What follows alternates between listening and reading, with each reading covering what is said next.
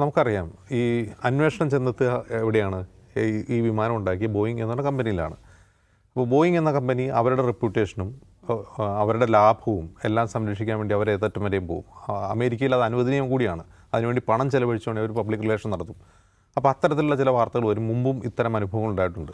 അപ്പോൾ ഈ പൈലറ്റുമാരെ കുറ്റപ്പെടുത്തുക എന്നുള്ളത് എല്ലാ ഈ എയർക്രാഫ്റ്റ് അപകടങ്ങളിലെയും അന്വേഷണങ്ങളിലൊരു പ്രഥമ പടിയാണ്. ആദ്യം പൈലറ്റുമാരെ കുറ്റപ്പെടുത്തുക, പിന്നീടാണ് അതിൻ്റെ യഥാർത്ഥ കാരണത്തിലേക്ക് എത്തുക.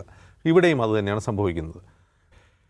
അമേരിക്കയിലെ ഡെലവേറിലെ കോടതിയിൽ ഈ മരിച്ച ഇരകളുടെ 4 ബന്ധുക്കൾ ഒരു കേസ് കൊടുത്തിട്ടുണ്ട്. ആ കേസിൻ്റെ ഭാഗമായി ഈ കഴിഞ്ഞ ഓഗസ്റ്റിൽ അവിടെ നിന്നൊരു അഭിഭാഷകൻ ഇന്ത്യയിൽ വന്ന് ഈ സംഭവസ്ഥലം സന്ദർശിക്കുകയും ബന്ധുക്കളെ കാണുകയും ആ അപകടത്തിൽ രക്ഷപ്പെട്ട ഒരാളുണ്ടല്ലോ അയാളെ പോയി കാണുകയൊക്കെ ചെയ്തിരുന്നു.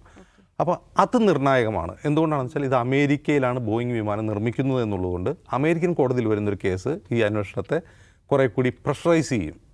അതെങ്ങനെയാണെന്ന് വെച്ചാൽ ഈ അമേരിക്കയിൽ കൊടുത്തുള്ള കേസ് ബോയിങ് കമ്പനിക്കെതിരെയും അതുപോലെ ആ ഫ്യൂവൽ സ്വിച്ച് ഉണ്ടല്ലോ തനിയെ ഓഫായി എന്ന് തോന്നിപ്പിക്കുന്ന ഫ്യൂൽസ്, കാരണം അത് തനിയെ ഓഫാകാനുള്ള സാധ്യതയെക്കുറിച്ച് അമേരിക്കയുടെ ഫെഡറൽ ഏവിയേഷൻ ഏജൻസി ഒരു നോട്ടിഫിക്കേഷൻ പുറപ്പെടുവിച്ചിരുന്നു. എല്ലാവരും അത് ചെക്ക് ചെയ്യണം, കാരണം അത് ഒരു സ്പ്രിങ് മോശമായാൽ പോലും അത് ഓഫാവാൻ സാധ്യതയുണ്ട്. അതുകൊണ്ട് ചെക്ക് ചെയ്യണമെന്ന് പറഞ്ഞ് കൊടുത്തിരുന്നു. എയർ ഇന്ത്യ ചെക്ക് ചെയ്തില്ല, അത് മാറ്റി വയ്ക്കുകയൊന്നും ചെയ്തില്ല.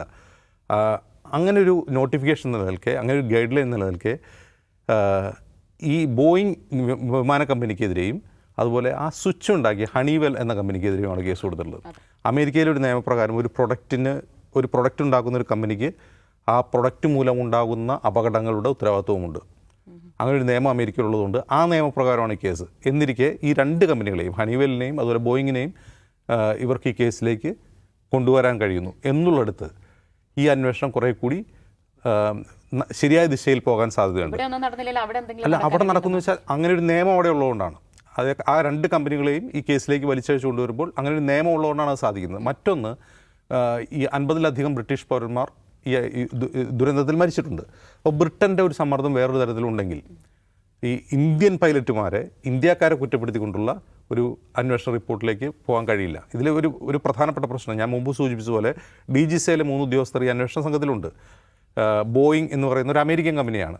ഇന്ത്യൻ എയർലൈൻസ് ഇന്ത്യൻ കമ്പനിയാണ്. ഇത് ഇന്ത്യയും US തമ്മിൽ നിലനിൽക്കുന്ന ഉലഞ്ഞിട്ടുള്ളൊരു ഡിപ്ലോമാറ്റിക് ബന്ധമുണ്ട്. ആ ബന്ധത്തിൻ്റെ പശ്ചാത്തലത്തിലാണ് ഈ അന്വേഷണം കുറേ കൂടി ശ്രദ്ധയാകർഷിക്കുന്നത്. കാരണം ഇപ്പോൾ അമേരിക്കയും ഇന്ത്യയും തമ്മിലുള്ള ഡിപ്ലോമാറ്റിക് ടൈസ് ഉലഞ്ഞിരിക്കുകയാണ്. എന്നാൽ ഇതൊന്ന് ശരിയായി അന്വേഷിച്ച് ഒരു അമേരിക്കൻ കമ്പനിയെ ഇതിൻ്റെ പ്രതിസ്ഥാനത്തേക്ക് കൊണ്ടുവരാമെന്ന് ഇന്ത്യൻ ഏജൻസികൾ ചിന്തിച്ചാൽ, ശരിയായ അന്വേഷണം നടത്തി അങ്ങനെ പോയി കഴിഞ്ഞാൽ ഒരു പക്ഷേ ഇതിൻ്റെ യഥാർത്ഥ കാരണം പുറത്തേക്ക് വരാം. അതല്ല, അന്താരാഷ്ട്ര സമ്മർദ്ദങ്ങളെ തുടർന്ന് പ്രത്യേകിച്ചും ബോയിങ് പോലുള്ള ഒരു അന്താരാഷ്ട്ര കമ്പനിയുടെ സമ്മർദ്ദം ഈ അന്വേഷണ സംഘത്തിന് മേലുണ്ടായാൽ, DGCAയ്ക്ക് മേലുണ്ടായാൽ ഈ അന്വേഷണം ശരിയായ രീതിയിൽ പോകാതിരിക്കാനും സാധ്യതയുണ്ട്. പക്ഷേ കോടതിയുടെ മേൽനോട്ടത്തിലുള്ളൊരു അന്വേഷണത്തിന് ഇനി സാധ്യത കുറവാണ്. കാരണം അന്വേഷണം ഏതാണ്ട് പകുതി വഴി എത്തിക്കഴിഞ്ഞു. ഇനി പൂർണ്ണ റിപ്പോർട്ടാണ് വരാനുള്ളത്. 100 ദിവസം കഴിഞ്ഞപ്പോൾ അപകടം കഴിഞ്ഞിട്ട്. അപ്പോൾ മിക്കവാറും ഈ അന്വേഷണം തുടരാൻ ആവശ്യപ്പെടുകയാവും സാധാരണ രീതിയിൽ കോടതി ചെയ്യുക. പക്ഷേ ഈ അമേരിക്കയിൽ നിൽക്കുന്ന കേസ് ഈ അന്വേഷണത്തിൽ വളരെ നിർണായകമാവുകയും ചെയ്യും.